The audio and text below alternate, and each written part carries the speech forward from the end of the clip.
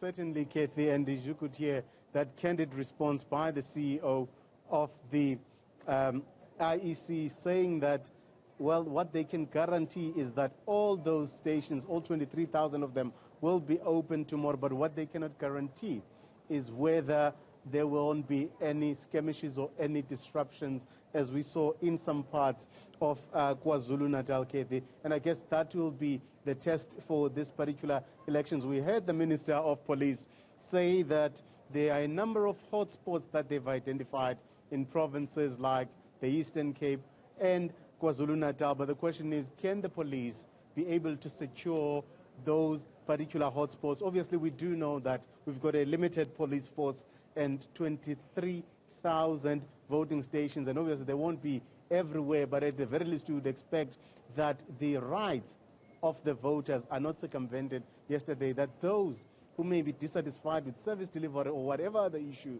that may arise do not stand in the way of those who want to exercise their democratic right and vote in this election. And I think another important point there that was made in the statement that was given by the chairperson of the IEC here, Kathy, is that there are about 140,000 voters whose registration details could not be captured or updated before the voters' roll was certified for this election. He did say that those voters will be allowed to vote. In fact, I was hoping that he could join us for that so that I can be able to get a clarification of that. It looks like, Kathy, we will be joined by the Deputy CEO, Mr. Sheburi. Sheburi, Masego Sheburi, please come and join us here. I think the question here is around the 140,000 voters whose details could not be captured. If they could not be captured, can you explain then how the verification process will be done to make sure that we know who these 140,000 voters are?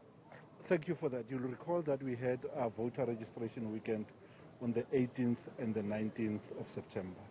On the 20th, which was a day after registration, the minister proclaimed the date of an election. The effect of that is that at midnight, the voters' roll closes. So all data that was not processed before midnight on the 20th, ordinarily, those persons would not have had an opportunity to vote. Oh, so basically this is information that is already in the system of the INC, but it could not be captured at the time when the voters' roll was closed. That is correct, because some of our VMDs were uploaded after the 20th, and in that instance they would have left a date stamp of a registration after proclamation.